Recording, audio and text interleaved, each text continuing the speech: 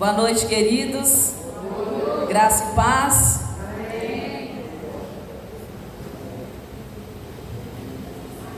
Se você é participante desse culto e não só um espectador, você tem liberdade para adorar o Senhor, amém? Você pode glorificar, você fique à vontade. Você está na casa do Senhor. Queridos, eu quero me adiantar.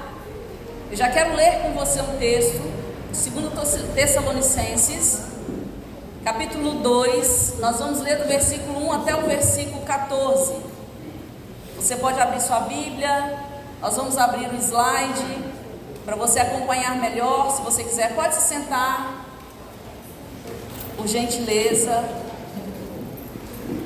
Você que achou na Bíblia, diga amém.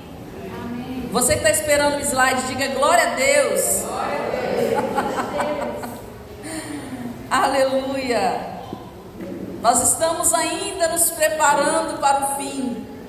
Enquanto Jesus não vier, enquanto Jesus não nos arrebatar, nós estamos em contagem regressiva para o tempo do fim. E o tema da mensagem, mais uma vez, a 6ª mensagem dessa série, para a glória de Deus, é me preparando para o fim. Eu vou começar a ler o texto.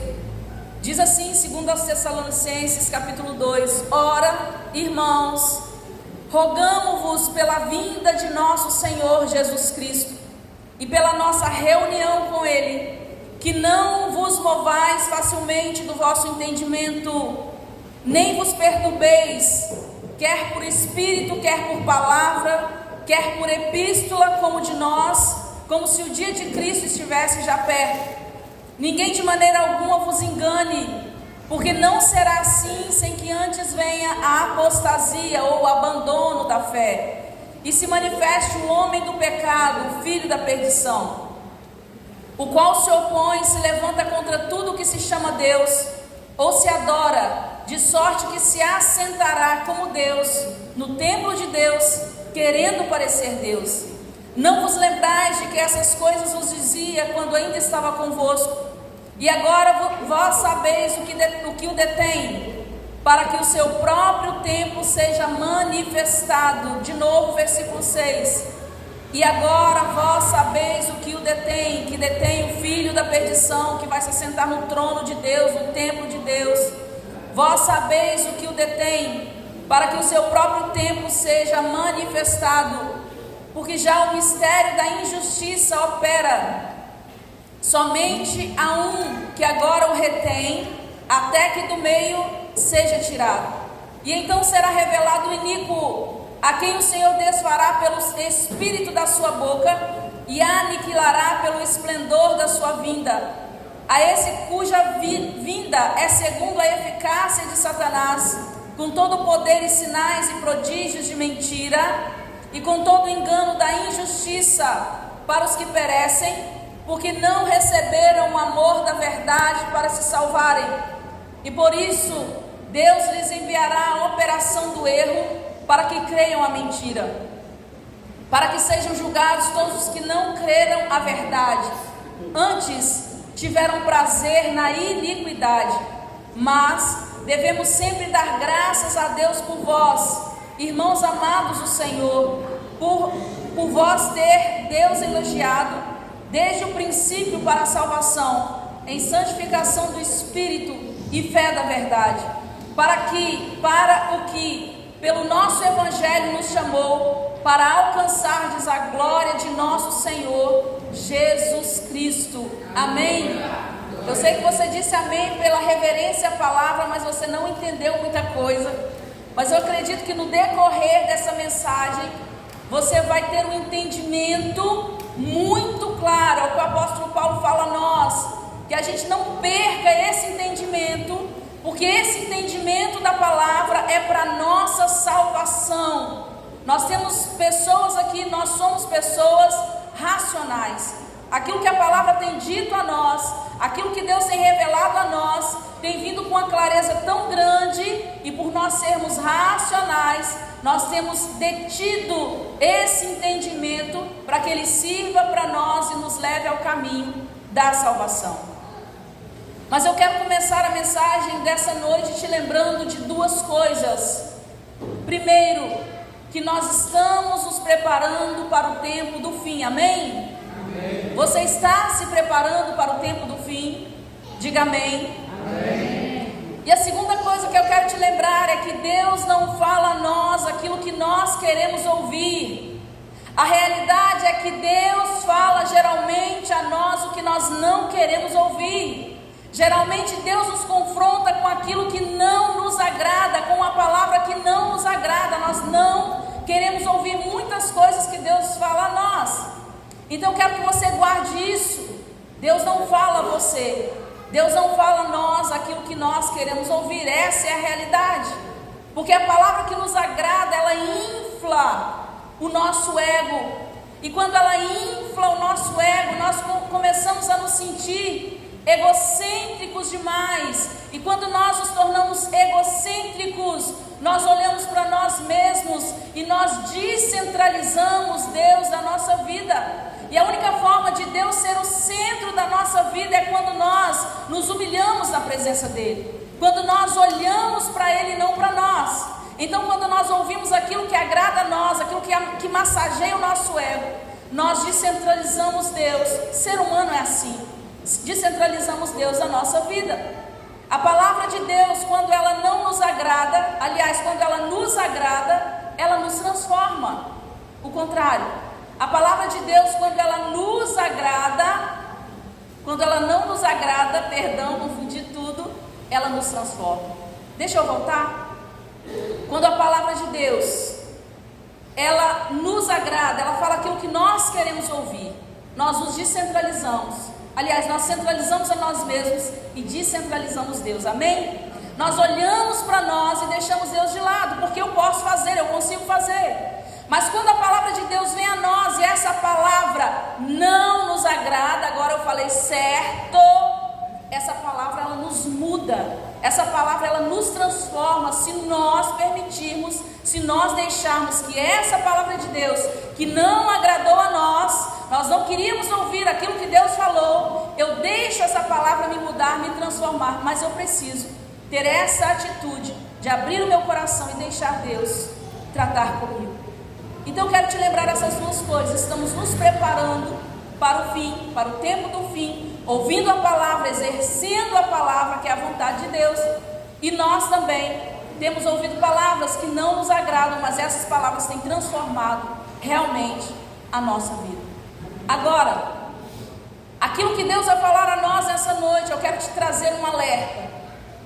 Aquilo que Deus tem de revelação para nós, a sua palavra nessa noite é impressionante demais, é impactante demais. Eu quero confessar a você que todas as vezes que Deus traz uma palavra que eu fico tão impactada, porque é de Deus para mim, é de Deus para nós. Deus traz a revelação e eu tenho que passar essa revelação. Como na semana passada eu fiquei extasiada, eu não queria nem dormir, tamanha graça e poder de Deus, da revelação de Deus. Todas as vezes eu fico assim, eu acredito que não tem mais nenhuma palavra para Deus ministrar. Eu acho que não tem mais nada para Deus revelar a nós nesse tempo.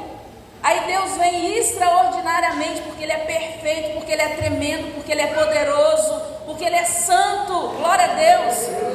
Aí Deus vem e traz uma palavra que traz um impacto tão grande. Eu não queria ouvir, eu não queria ouvir essa palavra, mas essa palavra impactou meu coração de tal maneira que transformou algumas áreas da minha vida. Mas nessa noite Deus vai falar coisas que você não quer ouvir. Então, queridos, se você não tem maturidade, como se diz, se você não tem maturidade para essa conversa, se você não tem maturidade para essa palavra, eu acredito que podem acontecer duas coisas.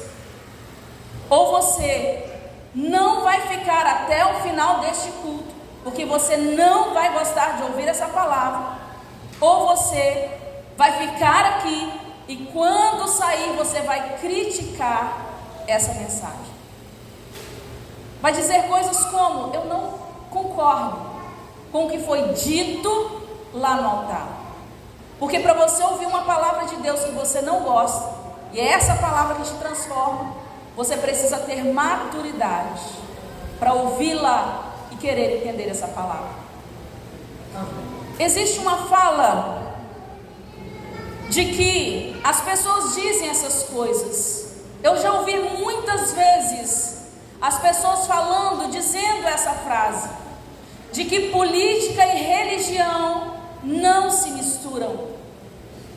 E essa é uma fala de repetição, porque várias pessoas falam, política e religião não se misturam. Na época das eleições, nós tivemos alguns problemas, e dentre esses problemas, foi justamente essa fala que foi repetida várias e várias vezes para nós. Por quê? As pessoas querem conselhos sobre, talvez, as finanças. As pessoas querem conselhos para resolver algo no seu casamento que está muito difícil. As pessoas querem conselhos para tomar decisões na sua vida secular. Mas quando se fala de política, eu não vou procurar os pastores, porque eu não concordo de que política e religião se misturem.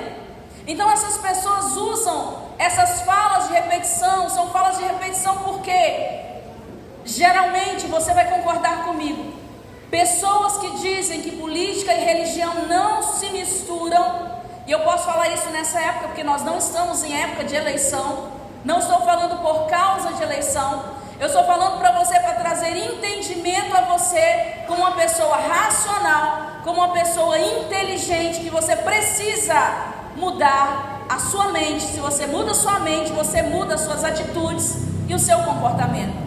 Então essa fala de repetição já virou um jargão na boca das pessoas, ou seja, é uma linguagem viciada. As pessoas não sabem o que significa, mas você é privilegiado porque você vai aprender nessa noite. Então as pessoas ficam repetindo essas coisas. Política e religião não combinam. Se você por algum motivo ou por alguma razão aprendeu essa fala e já falou alguma vez na sua vida, eu quero te dizer, eu quero te esclarecer dentro da Bíblia que você está fora do contexto bíblico. Essa frase está completamente errada.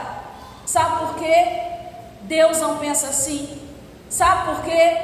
Deus mistura política e religião. Então, se Deus mistura política e religião, quem somos nós para dizer uma frase fora de contexto bíblico? Essa frase não tem nada a ver com Deus. E eu quero que você entenda nessa noite. Por isso eu quero te dar alguns exemplos de que Deus mistura política e religião. Um desses exemplos que você conhece bem a história, eu acredito que é uma das histórias mais brilhantes da Bíblia, que é a história de José. A Bíblia fala a nós que José ele se tornou, depois de sair de uma vida de escravidão, ele se tornou governador do Egito. Se você não sabe, governador é um tipo de político. José se tornou governador do Egito. E se José não tivesse se tornado governador do Egito, se José não tivesse se tornado um político influente, todas as pessoas, todo o povo de Deus seria completamente exterminado da face da terra. Deus mistura política e religião. Deus usou José como governador para um propósito muito maior dentro do plano dele. Daniel, que trouxe revelações a nós, pregamos sobre Daniel capítulo 9, que disse a nós muito claramente a respeito dos 7 anos de tribulação que a terra passará. Daniel, além de ser um grande profeta, um profeta é religioso. Além de ser um grande profeta, Daniel era governador na Babilônia. Deus mistura política e religião. Davi, um outro exemplo. Davi foi um político escolhido por Deus. Davi fez política dentro da monarquia. E ainda assim, o rei Davi foi chamado como um homem segundo o coração de Deus.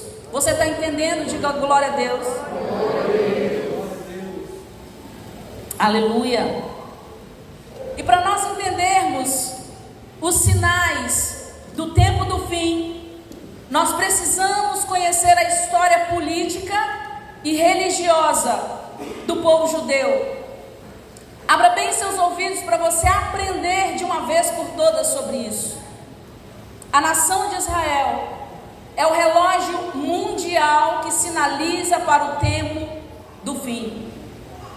A nação de Israel é o relógio mundial que sinaliza para o tempo do fim. Todos os acontecimentos apontam para o cumprimento das profecias que começaram, você ouviu semana passada, lá em Gênesis. Tudo está apontando para o cumprimento das profecias. Por isso nós estamos em contagem regressiva para o tempo do fim. Nunca esteve tão perto a volta de Jesus. Nunca esteve tão perto para acontecer esses 7 anos de tribulação. Nunca esteve tão perto para acontecer o fim do mundo. Então, queridos, eu quero que você entenda o lado político do povo de Deus, o que Israel passou, do que o povo escolhido pelo Senhor passou.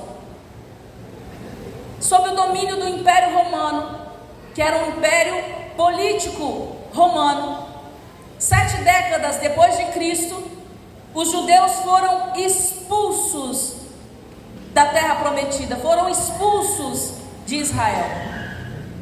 E a partir daí, depois, 7 décadas depois de Cristo, ou seja, 70 anos depois de Cristo, que o Império Romano expulsa o povo de Israel da sua terra, lá de Israel, o povo de Deus é expulso de Israel. O povo começou então, ele se espalhou pelo mundo, saiu lá de Israel e se espalhou pelo mundo, os judeus se espalharam pelo mundo. E começou então a acontecer o antissemitismo. O antissemitismo é a perseguição ao povo judeu. As pessoas começaram a matar famílias inteiras, pais, mães, crianças, homens, mulheres, família inteira estavam sendo massacradas, porque elas estavam sendo perseguidas por causa do antissemitismo, pessoas que são contra o povo judeu. Você de repente tem visto em algumas reportagens que judeus que ainda estão espalhados pelo mundo, porque não chegou o tempo deles se ajuntarem completamente em Israel, porque quando eles voltarem para sua terra, e todos os judeus, isso é profético, voltarem para Israel, então virá também o tempo do fim. Então esses judeus que se espalharam pelo mundo, eles começaram a ser perseguidos. Esses dias eu vi um casal de noivos lindos, o rapaz judeu, a moça judia. Eles estavam saindo de uma embaixada, não me lembro agora qual lugar, e eles foram assassinados a tiros por uma pessoa que é antissemita, que ele perseguia os judeus, ele odeia os judeus. Então o antissemitismo é a perseguição ao povo judeu. Eles se espalham pelo mundo, começa a perseguição, mas a pior perseguição ao povo judeu, o pior ato de antissemitismo aconteceu no Holocausto. Na Segunda Guerra Mundial, você já ouviu falar sobre Hitler, aquele carrasco, o pior homem da história, que exterminou 6 milhões de judeus. Não dá para contar nos dedos, irmãos. 6 milhões é muita coisa. Então Hitler é o pior extermínio de judeus na época, na Segunda Guerra Mundial. Através de Hitler, que foram exterminados 6 milhões de judeus. Então essa tragédia mexeu com o mundo político e levou à Organização das Nações Unidas, que é a ONU. Essa organização, que é uma organização política, essa tragédia levou a ONU a estabelecer em 1948 de que Israel seria um Estado independente. Israel então em 1948 passou a ser independente dos países árabes. E isso culminou em que começasse uma grande guerra contra os israelitas lá na sua nação. Então, quando foi estabelecido pela ONU em 1948 que Israel era um Estado independente desses países árabes, os judeus começaram a voltar em massa para Israel. Os judeus começaram a retornar em massa para Israel. Eles haviam sido expulsos 70 anos depois de Cristo. Então agora em 1948 eles começam a voltar, porque eles tinham uma garantia de que o povo de Israel agora é um estado independente dos países árabes. E para Israel se tornar esse estado independente dos países árabes, todas aquelas nações que estavam ali, que cercavam Israel, começaram a se levantar contra esse povo de novo, fazendo guerra. Devido a isso, 2017, o presidente dos Estados Unidos, Donald Trump,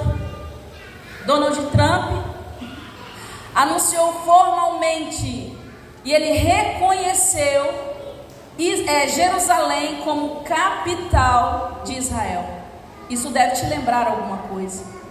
Tem tudo a ver com a Bíblia, irmãos. Por isso que Deus misturou e continua misturando política e religião.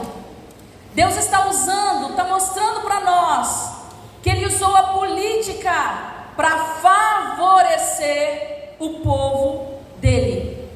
E se você não sabe, tem alguns que já sabem, a nação dos Estados Unidos é o país mais poderoso da terra. O presidente dos Estados Unidos é o líder mais poderoso e mais influente da terra. Se ele diz não, é não. Se ele diz sim, é sim. Aqueles que se levantam contra os Estados Unidos saem perdendo. E esse país mais poderoso da terra é aliado de Israel, enquanto que muitos outros países são inimigos de Israel. Mas o país mais poderoso é usado por Deus como aliado. Por isso, em 2017, esse presidente, Donald Trump, presidente dos Estados Unidos, ele anuncia, numa mensagem oficial, ele dita de que Jerusalém, ele reconhece Jerusalém. Presta atenção nisso, porque eu vou falar um pouquinho mais à frente. Ele reconhece Jerusalém como capital de Israel, como a capital da nação de Israel. Já em 2020, esse mesmo presidente, Donald Trump, ele firmou o acordo de paz, conhecido como o acordo do século, também conhecido como o acordo de Abraão. E isso também envolve política. Mesmo que esse acordo de Abraão tenha sido firmado por esse presidente tão poderoso nessa terra, mesmo que tenha sido firmado até os dias de hoje, as guerras que acontecem contra a nação de Israel são levantadas pelos sírios, pelos palestinos e pelos egípcios. Então, mesmo que tenha esse acordo de paz, esse acordo de Abraão, eles continuam guerreando contra Israel. Desde que eu me entendo por gente, que eu vi uma televisão pela primeira vez, eu vejo passar guerras nessa localidade, as pessoas se levantando e guerreando contra Israel. Mateus capítulo 24, no versículo 6 diz: vocês ouvirão falar de guerras e rumores de guerras, mas não tenham medo, é necessário que tais coisas aconteçam, mas ainda não é o fim. Ou seja, o que eu entendo com isso, eu acredito que você vai entender a mesma coisa. Enquanto está acontecendo guerra, tudo bem, não que a gente queira, até porque nós estamos buscando a nossa salvação e fazendo com que essa salvação permaneça, porque não é só aceitar Jesus. Eu aceito Jesus de todo o meu coração, com toda a minha alma e entendimento, não é só isso. Eu preciso me manter salva, como? Vivendo uma vida de santidade. Então, se está dizendo que enquanto houver guerras, ainda não é o fim, eu quero acreditar no contrário, que quando houver paz no mundo, quando houver paz na nação de Israel, aí então é que vai entrar o anticristo. Por quê? Ele vai cessar todas as guerras, ele vai cessar o acordo de Abraão, que foi citado aqui em 2020, vai entrar em vigor com toda a força. Então esse acordo virá agora, 3 anos e meio de paz. Ninguém vai mais guerrear no mundo e principalmente ninguém vai guerrear mais contra Israel. E esses 3 anos e meio de paz que acontece dentro da tribulação, a tribulação vai durar 7 anos e dividida no meio, 3 anos e meio de paz. Aí você tem que ficar alerta, epa, se nós estivermos aqui ainda. Agora, depois que acontecer esses 3 anos e meio de paz, então virá o fim. Diga glória a Deus se você está entendendo. Se você não entendeu, diga misericórdia. Queridos, então nós precisamos ficar alertas, atentos atentos aos sinais. Tudo o que acontece lá em Israel. Israel é o povo escolhido de Deus lá desde o início, desde Abraão. Deus já tinha escolhido Israel para ser o povo escolhido. Graças a Deus, Israel negou Jesus, não quis Jesus. Aí Jesus veio para aqueles que não eram dele, e nós nos tornamos israelitas pela fé. Então você precisa olhar para os acontecimentos, principalmente políticos, que têm acontecido na nação de Israel. Por que tanta guerra? Por que tanto massacre? Eu não entendo porque Deus permite essas coisas, mas você vai entender. 2020 foi firmado o acordo de Abraão, foi firmado o acordo de paz. E neste ano de 2025, pela primeira vez, e isso não é coincidência, presta atenção nisso.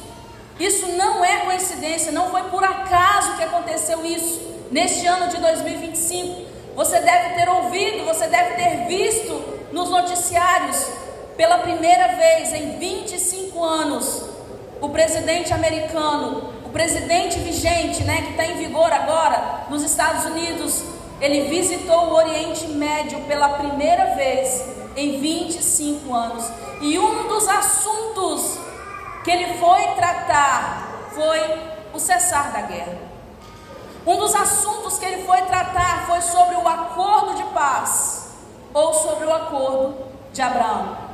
Porque o plano dele é correr para que esse acordo entre em vigor também com as nações que têm guerreado contra Israel, que não têm obedecido esse acordo de paz. Esse acordo de paz é para deter o conflito que tem acontecido nesse tempo e para deter também o grupo terrorista Hamas lá na faixa de Gaza. Mas tem um motivo. Por que esses povos, eles estão até hoje guerreando contra Israel? Se nós formos olhar a história do povo judeu, se nós formos olhar a história do povo de Deus, depois que eles entram no Egito, Deus dá a eles uma promessa, Deus promete a eles a terra prometida, e Deus fala para Josué lá na frente, passaram pelo deserto, Moisés morreu, entra Josué diante do rio Jordão, e Deus fala assim: olha Josué, ser forte e corajoso, não tenha medo, não desanima. Por quê? Eles precisavam guerrear, eles precisavam vencer todo aquele povo e conquistar a terra. Deus não venceu por eles, eles precisavam vencer. Mas enquanto eles permaneciam em obediência, eles venciam todos os povos. Mas quando desobedeciam, eles perdiam a guerra. Até hoje continua esse conflito desde esse tempo em que o povo atravessou o rio Jordão. Então o conflito entre esses povos contra a nação de Israel, essa disputa se dá por causa do domínio de algumas terras naquela região. E justamente o que nós falamos lá no Antigo Testamento, Deus dá Canaã, Deus dá Israel, aquela terra por herança aos seus filhos. Deus deu uma promessa, e se Deus deu essa promessa, ela vai se cumprir. Não importa quantos inimigos se levantem contra o povo de Deus, essa promessa, ela vai se cumprir. Amém, queridos? Amém. Diga glória a Deus. Glória a Deus. Mas o povo continua sofrendo por não conhecer Jesus como Messias. E pelo contrário, eles ainda chamam Messias, Jesus, de o impostor. Eles chamam o Messias de o impostor. Para nós o Messias, mas para eles Jesus. Para eles, o povo de Israel, Jesus é apenas um impostor que apareceu e quis enganar todo mundo. Então Deuteronômio capítulo 27 fala sobre isso, fala sobre a bênção e sobre a maldição. Agora não se engane, isso também acontece conosco nos dias de hoje. Glorifica o Senhor. Glória a Deus. A promessa é dada. Deus dá promessas, as promessas não há, mas as promessas dele a cada um de nós. Enquanto nós permanecemos fiel ao Senhor, essa promessa se cumpre, mesmo que a duras penas, mesmo que a gente tenha que guerrear, mesmo que seja difícil para nós, a promessa vai se cumprir. No caminho Deus vai nos dando vitória, no caminho Deus vai sustentando o nosso braço, no caminho Deus vai nos levantando se nós fraquejarmos. Mas se do contrário nós pecarmos contra Deus, Deus nos deixa. Deus não vai lutar uma guerra que não é dele. Então isso acontece povo de Deus. Enquanto eles andavam em obediência, eles foram muito alertados a respeito disso. Quando eles entram na terra prometida, atravessam o Jordão com Josué, entram na terra prometida, fazem tudo certinho. Aí Deus os leva até o monte Gerizim e até o monte Ebal. No meio ficava um vale. Deus coloca de um lado, Josué coloca de um lado, por ordem do Senhor. Ele coloca de um lado alguns líderes das 12 tribos de Israel. E do outro lado, no outro monte, ele coloca mais alguns líderes das 12 tribos de Israel. Ele divide essas tribos. Então, de um lado o monte Gerizim, do outro lado o monte Ebal. De um lado são proferidas, eles começam a proferir bênçãos. Não vou ler que não vai dar tempo. Eles começam a dizer: o Senhor vai ser com você, se você fizer isso, se você obedecer, só bênção, só coisa boa. Eu acredito que o povo pulava, dava glória a Deus, dava pirueta, chorava, gritava, mas terminou, cessou as palavras de bênção. Agora é hora de ouvirmos as palavras de maldição, porque é isso que significa o monte Ebal. Aí as pessoas começam: se você não obedecer, se você desobedecer, você vai ser maldito. O que você plantar, o inimigo vai vir e vai colher. Você vai criar ovelhas e não vai poder desfrutar delas. Os seus filhos serão escravos. Então essas maldições começaram a ser pronunciadas para quê? Para que o povo entendesse que se houvesse obediência, no tempo da obediência Deus seria com eles, mas no tempo da desobediência Deus não seria com eles. E esses dois montes, o monte Gerizim, que é o monte da bênção, e o monte Ebal, que é o monte da maldição, eles estão localizados na Palestina. E o objetivo é para que o povo se lembrasse, para que a nação de Israel se lembrasse sobre as consequências da obediência ou da desobediência diante de Deus. Amém? A primeira disputa que eles têm é a disputa das terras. Eles querem tomar a nação de Israel. Eles querem povoar a nação de Israel. Por isso, a guerra. Mas tem uma disputa pior. A maior disputa que os palestinos têm contra Israel. Por isso o motivo dos ataques. Por isso o motivo, principalmente, dos grupos terroristas se levantarem, algumas nações se levantarem contra o povo de Deus. A maior disputa é por causa de Jerusalém. Lembra que o presidente Donald Trump tinha reconhecido Jerusalém como capital de Israel? A maior disputa é pela cidade santa. A maior disputa é por Jerusalém. Os árabes querem Jerusalém seja a capital do povo árabe. Eles desejam isso, eles querem tomar a força. Porque em Jerusalém foi construído o Domo da Rocha.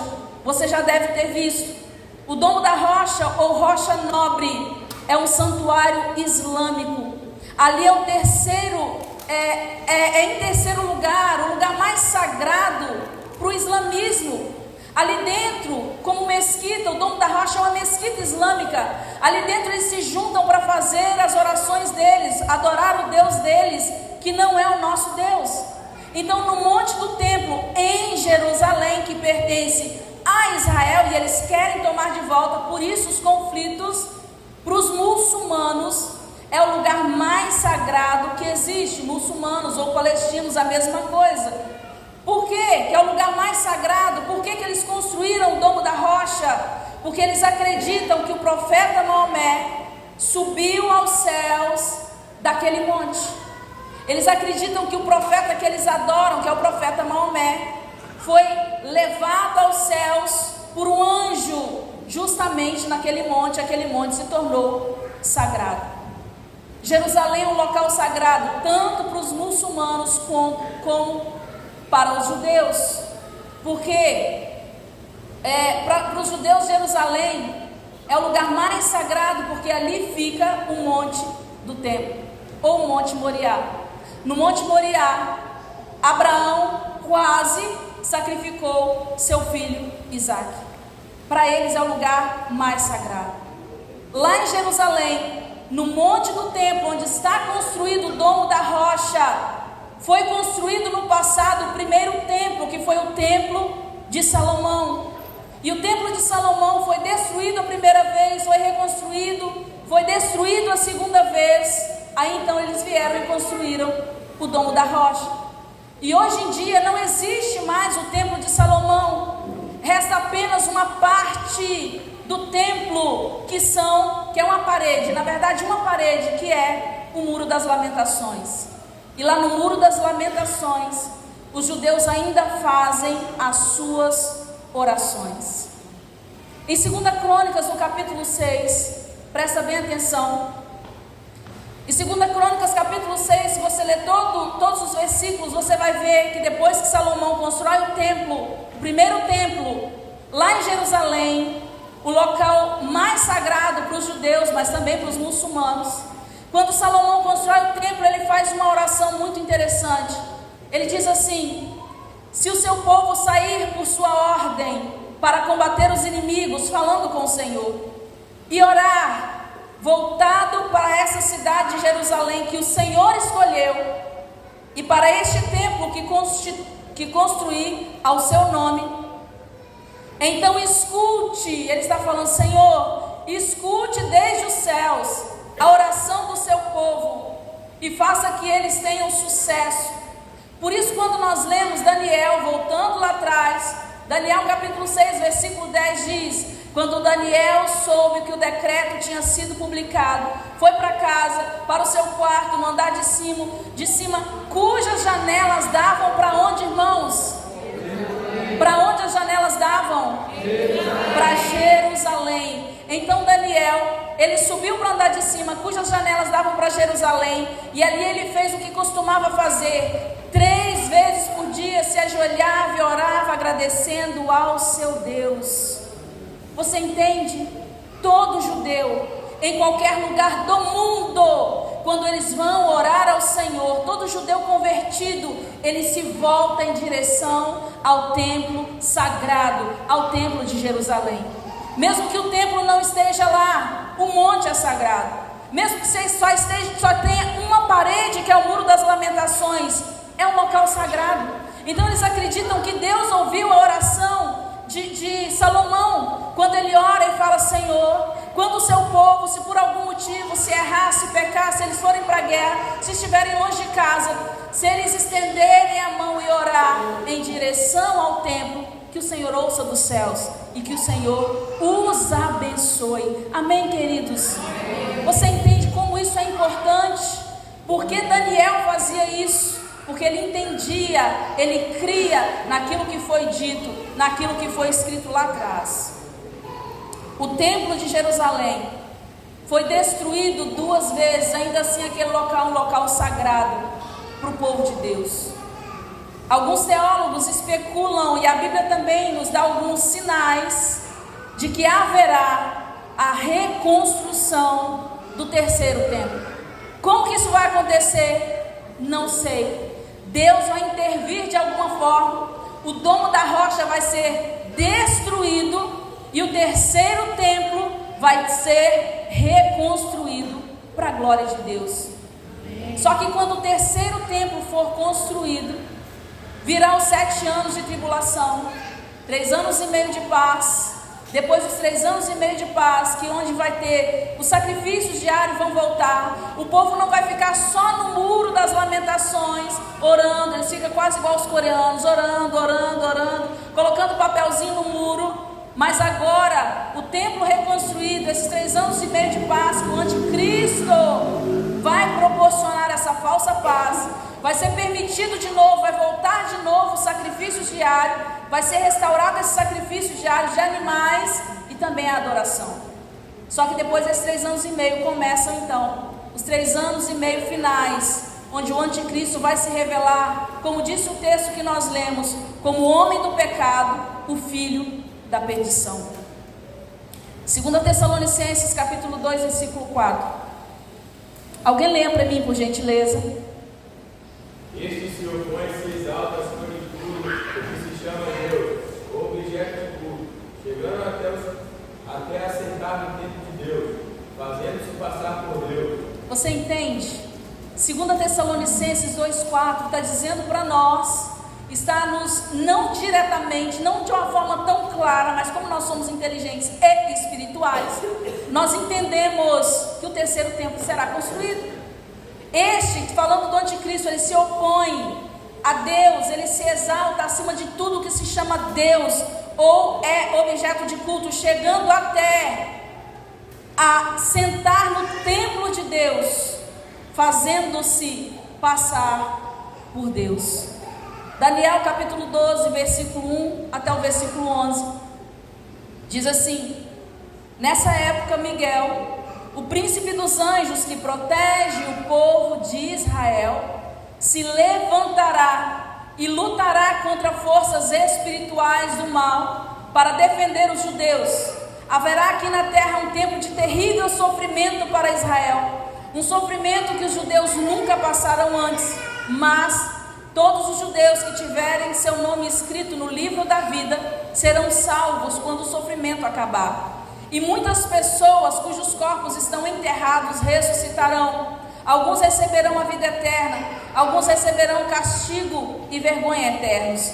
Então os sábios, o verdadeiro povo de Deus, brilharão como o sol, e os que fizerem outras pessoas obedecer a Deus, brilharão para sempre como as estrelas.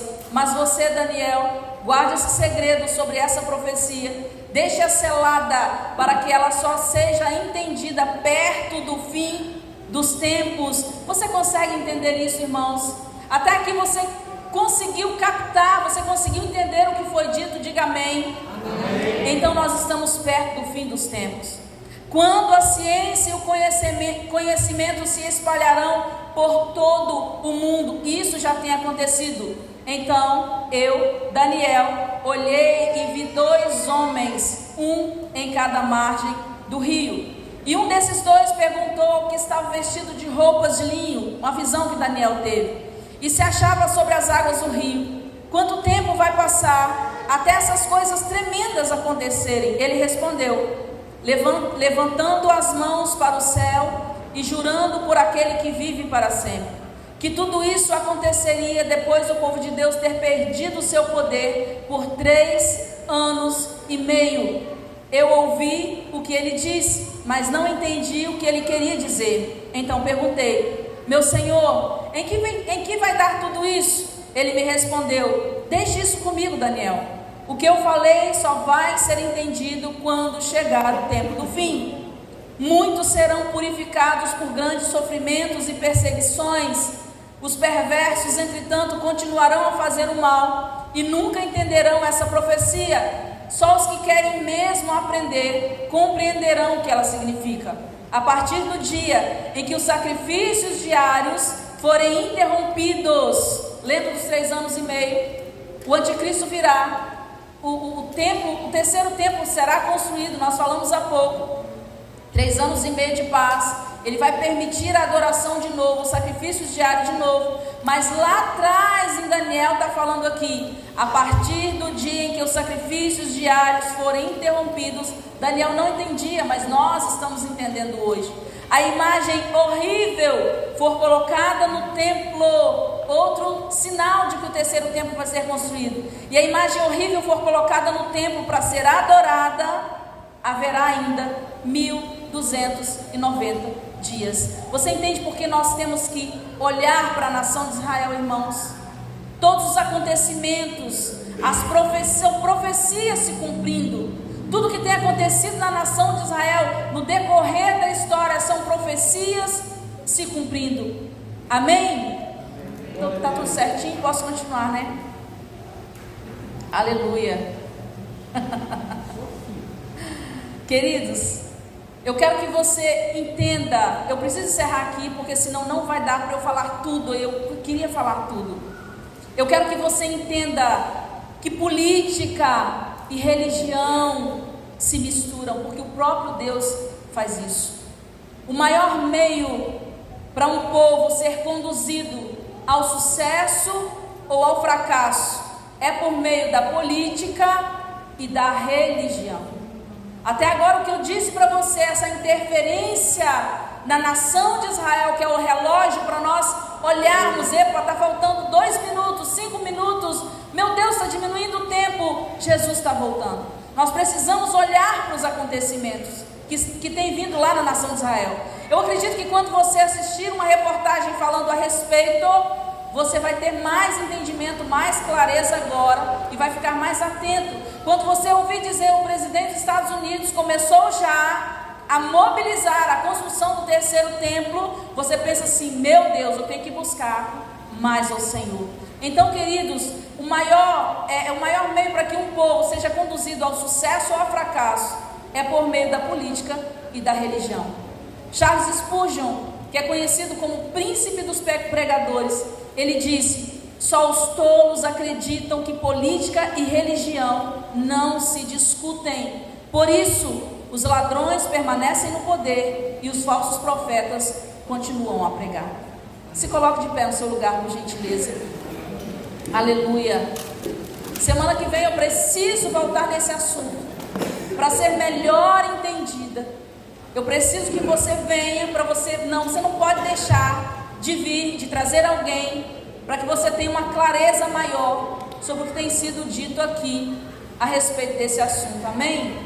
Aleluia. Diga glória a Deus. Glória a Deus. Eu sei que você não ouviu nessa noite diretamente. Deus vai abençoar você, Deus vai prosperar você, Deus vai transformar sua vida, mas indiretamente é isso que a palavra de Deus está nos falando, que Deus vai abençoar você, Deus vai te levar para mais perto do céu. Você não vai errar o caminho, porque você sabe fazer as escolhas e tomar as decisões certas através do entendimento dessa palavra. Amém? Amém. Feche seus olhos por um momento. Eu quero orar por você. Eu quero abençoar ainda mais a sua vida. Você já é muito abençoado. Você já é ricamente abençoado, e junto com você a sua casa. As bênçãos que Deus tem derramado sobre a sua vida, elas vão transbordar sobre a sua família, porque Deus derrama bênção numa proporção maior para aquele que tem raiz, para aquele que está firme, para aquele que não vai vacilar, que não vai cair. Deus derrama a sua bênção, confia a sua bênção numa proporção maior para aquele que vive uma vida de maturidade, entendimento, irmãos. Traz maturidade. Se eu tenho maturidade, eu pratico aquilo que eu tenho entendido através da palavra de Deus. Se eu tenho maturidade, eu não deixo essa palavra se perder, eu não deixo a revelação de Deus se perder. Eu vou chegar em casa, eu vou peneirar. Deus, eu preciso peneirar, eu quero tirar o melhor dessa palavra para mim. Amanhã, depois eu continuo me alimentando dessa palavra, peneirando essa palavra, para que ela consiga atingir o mais íntimo do meu coração e trazer uma mudança tão grande, a ponto de que a minha vida vai impactar a vida de outras pessoas. Nós te louvamos pela tua grandeza, Senhor. Nós te louvamos pela tua majestade. O Senhor é tão tremendo. O Senhor é tão sábio, meu Deus, porque o Senhor escreveu tantas coisas tremendas e maravilhosas.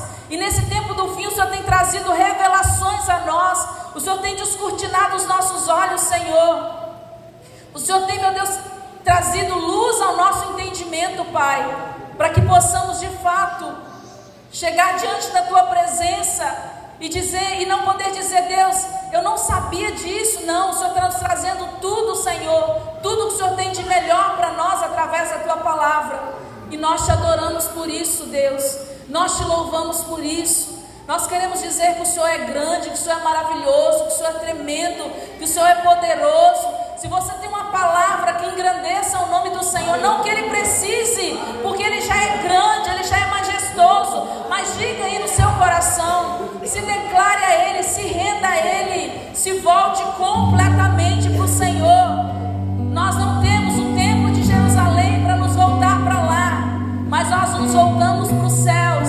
Nós estendemos a nossa mão quando oramos, ou o nosso coração, e nos voltamos para os céus e oramos ao Senhor, porque nós entendemos que quando nós o buscamos, o Senhor nos responde, o Senhor nos ouve e nos responde. Por isso, nós levantamos a nossa mão em adoração, em louvor, em súplica ao Deus do céu, ao Rei dos reis e Senhor dos senhores. Todo o poder pertence a ti, Jesus, e nós te adoramos, Fique sensível àquilo que o Espírito Santo está fazendo nessa noite, irmãos.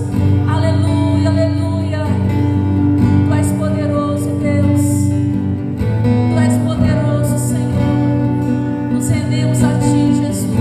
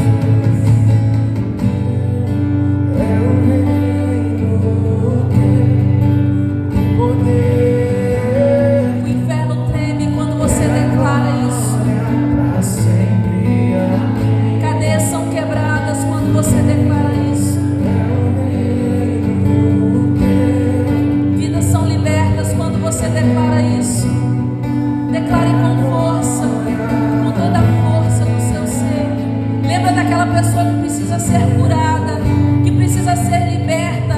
E declare isso, profetize isso na vida dessa pessoa. Diga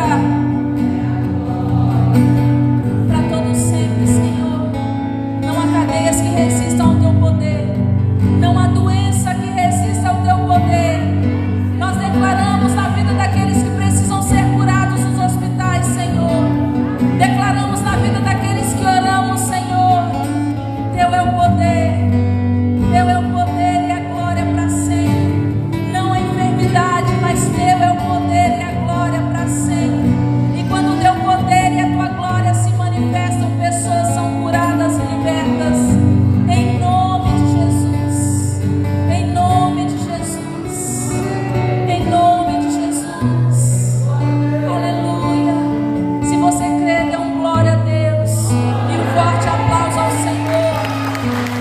Aleluia. Te adoramos, Jesus. Aguardamos por ti, Senhor. Estamos caminhando, nos preparando para o fim.